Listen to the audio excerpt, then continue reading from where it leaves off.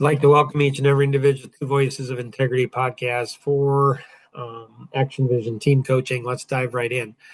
So, one of the things that Nora helped me realize at Coffee Connection is that I was not good at building team members. So, what I did is I put a system in place and being a great team member. And so there's podcasts, and the rule is, and we shoot these every Friday.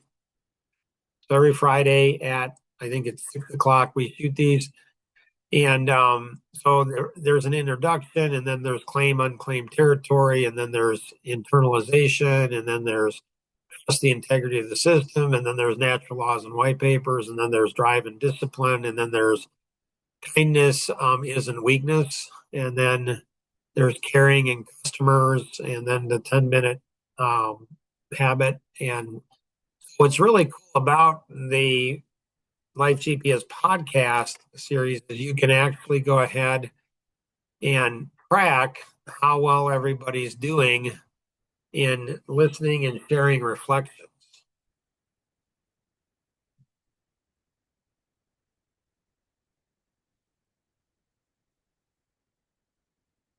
Questions? I still haven't figured out how to go in and do that. Right. So, so, um,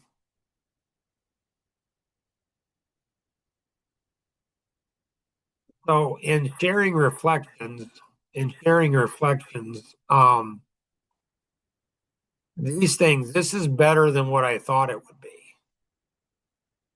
So, do any of you ever get frustrated with other human beings? Yes.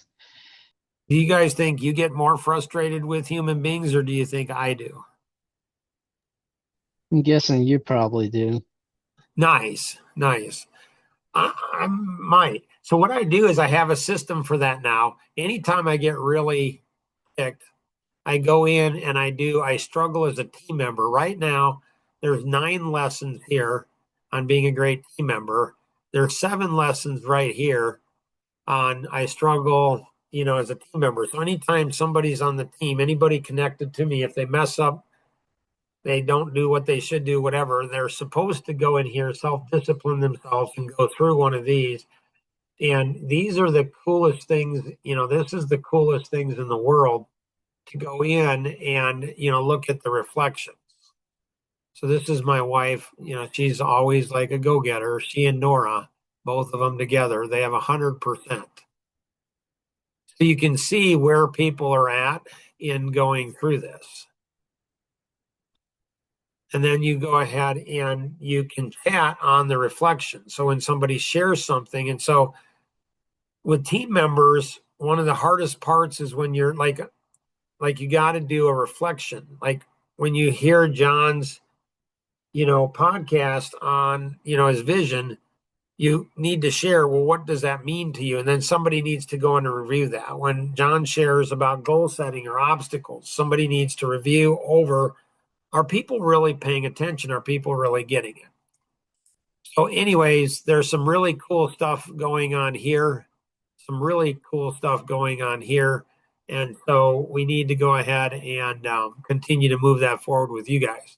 What we're focused on in this is it's a working session with Paul. And so Paul said these are the things that are holding him back. Okay.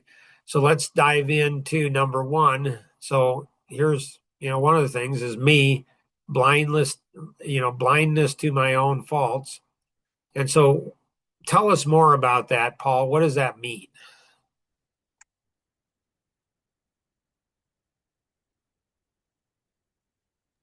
Well, I'm aware that usually people I'm around usually have faults that they're not aware of. And sometimes you're able to point them out to them, sometimes you're not. And I'm sure I have faults that I'm not aware of. Or sometimes I might not even be listening to the hints that are given to me, or I might deny if they're pointed out. So yeah, I would So, do you all know how unusual Paul's perspective is on how few people? I'm guessing it's less than 10% of the population, maybe 3% of the population will realize what Paul is realizing. Are you guys aware of that? No. Mary, are you aware of that? How unusual that is? I'm actually didn't ever think about that. It's unusual. Oh, it's Yeah, no. almost nobody. I mean, it's just nobody. Everybody sees, and Christians, they're the worst at it. Like, you go to church, how many times do you see you're supposed to take the plank out of your own eyes before you take the splinter out of somebody else's eye? We hear that over and over again, but nobody internalizes it. It's like, so what you're seeing a fault in somebody else, you have it in yourself. Otherwise, you couldn't see it. So it doesn't say you're not supposed to do this. The command, the original language, my understanding is the original language is the command is to get it out of your own eyes. I think what a lot of people go ahead and do is they just go ahead and, well, I'm not going to address it with other people, and everybody gets hurt. But Paul, there's very few people. There's a handful of people that in my whole life that have expressed what he did. I see an issue with other people. So therefore, I know I must have my own issues. So I don't know, a year ago, I discovered the difference between ignorant and stupid. So people don't like me to use the word stupid. They just don't, which is whatever. I get it. So ignorant is not knowing what to do. Stupid is not doing what we know. And um, so what would you say, Mary, one of the weaknesses Paul might have?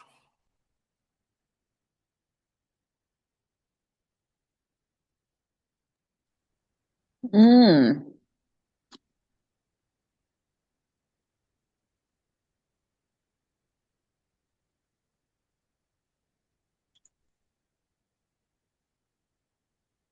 Oh wow, you put me on a spot. Jemima. Well, Mary's thinking about it. Jemima, what about you? What do you think one of Paul's weaknesses are? Well, that's a good question. Do you know what's happening, Paul? Maybe, Go ahead. maybe trusting people with what they're doing, helping, r- giving the people the trust to do what they're doing. I don't know. I don't know. I'm just saying that. I like that. Giving people the trust. I mean, that's kind of what Paul said. Hmm. Number 6 is my inability um, to delegate and trust coworkers to do a good job. So is that a weakness of Paul or a strength?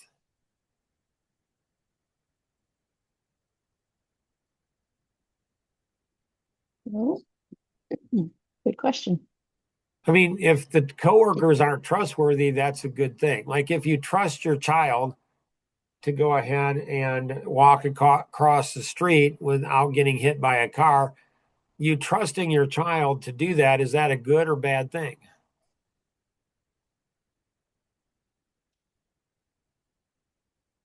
It depends. Are they Well, capable of walking across the street hmm without getting hit? Like if hmm you trust somebody and they're not trustworthy, this is not good for them or anybody else. hmm And so a lot of times people who are untrustworthy, they don't even think about being untrustworthy. They don't realize they're untrustworthy. And they've actually created defenses where when you say anything to them, then they get all defensive about it. And so they essentially are putting walls around themselves where nobody will give them criticism. If I make a mistake, am I going to think he's going to trust me the next time? And are you even going to know you made the mistake? See, most people, when they make mistakes, they don't even realize it. Most of the people that do realize it, most of those people don't think it's that big of a deal because nobody's perfect.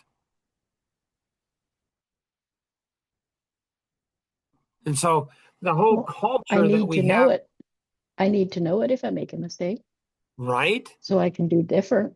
Right? Do you know how unusual that attitude is, Jemima? Quite unusual. It's very unusual. It's like, no, I want to, like Elaine is tracking all of her mistakes this year. Elaine, I'm curious, like, it's, what is it? July 8th. And so how many mistakes have you tracked this year thus far, Elaine? I'm on number 7. So one a month. So when I tell people that I tracked all my mistakes for the whole year, they don't believe it. And I told my wife and everybody I worked with track all my mistakes. So people, I think that people make less mistakes than they realize, or a lot of the mistakes they're making, they don't even realize they're mistakes because nobody points it out to them. Everybody's like, well, I'm not going to say something because if I say something, maybe they'll point out my own mistakes. So this is giving people the trust. Well, that's not a black and white if that's a strength or weakness. Mary, did you come up with something for Paul? One thing I'd say is, and maybe I don't see the whole thing, the big picture, is if Paul gets frustrated with someone or something, like don't just carry the frustration, go talk to John about it. And what would John prefer? Well, if I talk to him, he tells me he wants to know about it. Right. Like if something isn't right what's or even something is better- frustrating. What's even better than that?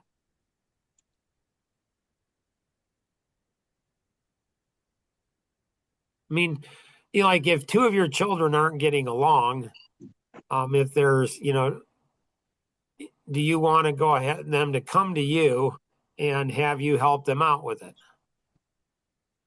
Yeah, if they need help to work it out, yes, absolutely. If they need help, that's the key, right? If they Yeah. don't need help, you don't want to be involved. So your goal is to get the kids to go ahead and be able to figure it out. So John wants to be involved because he knows, one is because he cares.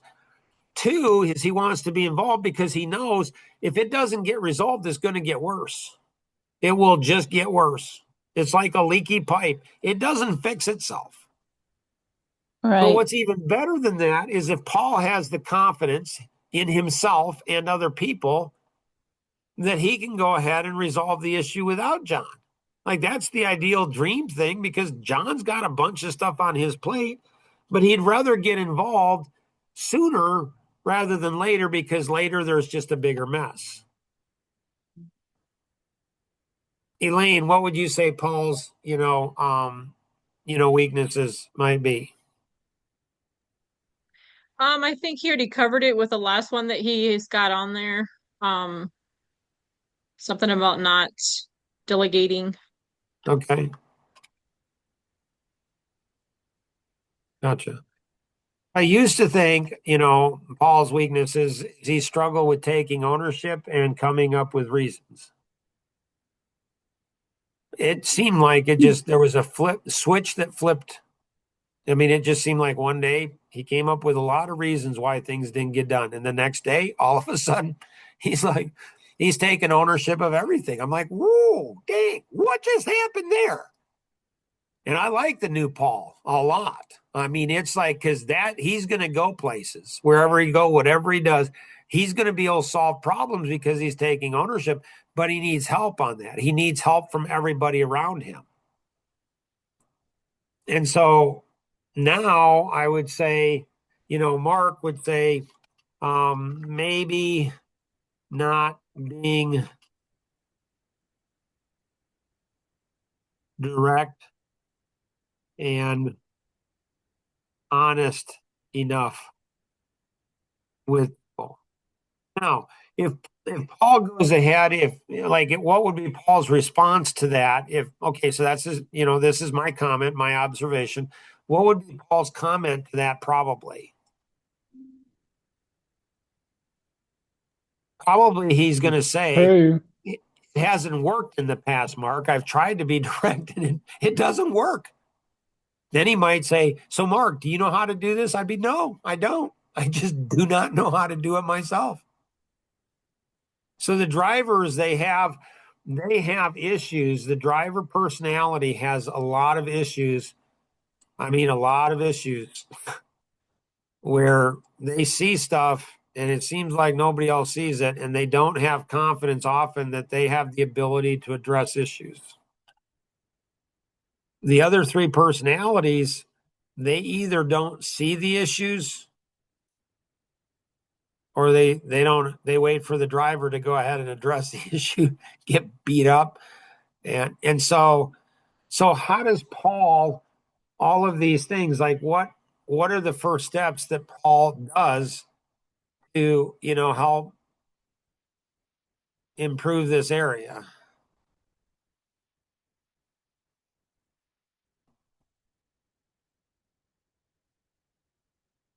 So I think what he does is Mark's recommendation is to be honest and direct with people that you struggle with being honest and direct. So you say, I struggle with that. I don't want to be honest and direct. And then why? Because it hasn't worked out. People get angry, get upset. There's a whole bunch of it. It takes more work for me than just doing it myself.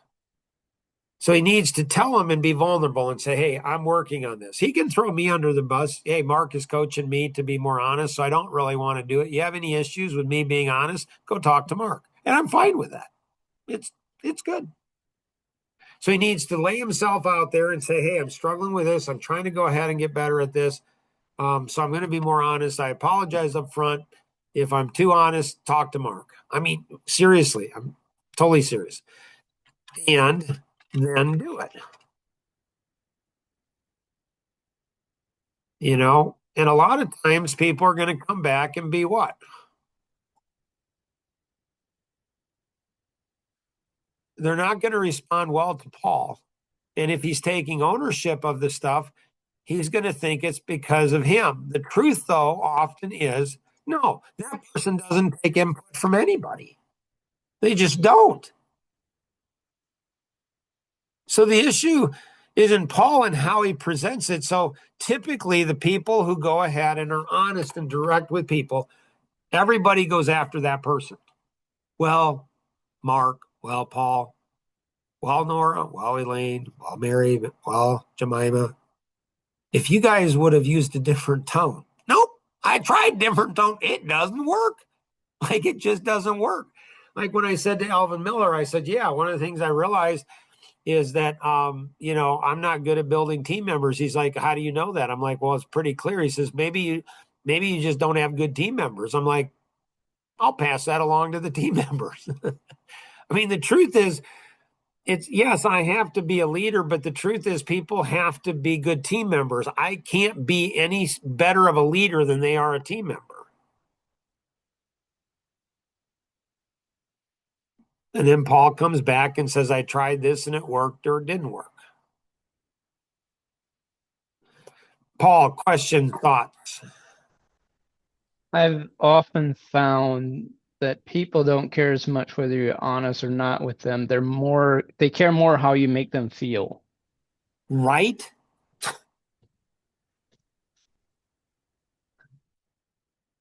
It's so true.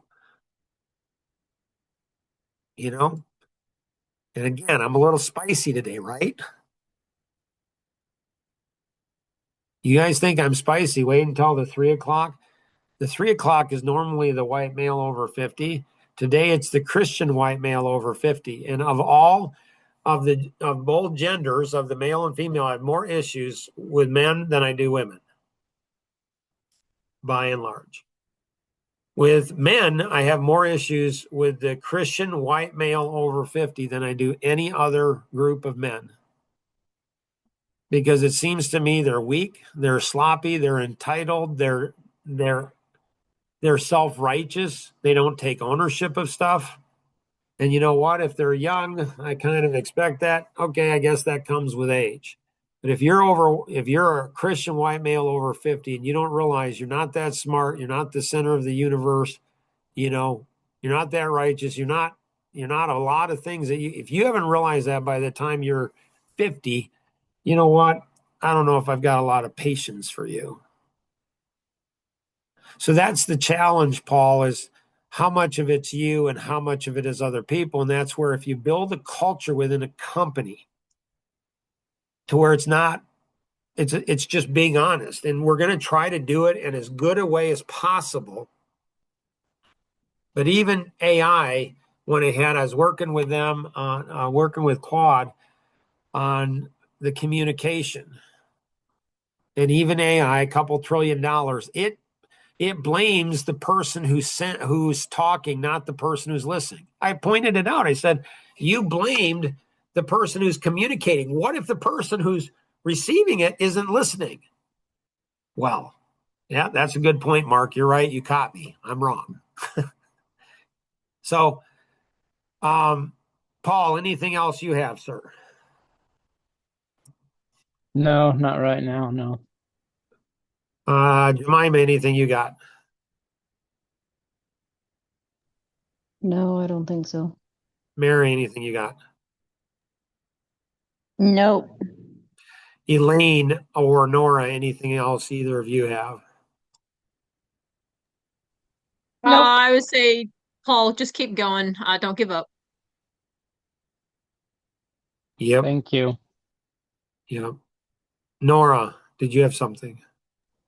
I did not. No. Oh, I think, Paul needs encouragement, from other people. Hey, Paul, how you doing on that? Be direct with me. So, like Nora, she's been very direct with me. Mark, I think this, and this. But okay, cool. Like, yeah, let's have a conversation. Let's talk about it. It's not that big a deal. Like, I appreciate her honesty. Let's have a conversation. Let's have an ongoing. It's not a one-time conversation. It's an ongoing conversation about these things.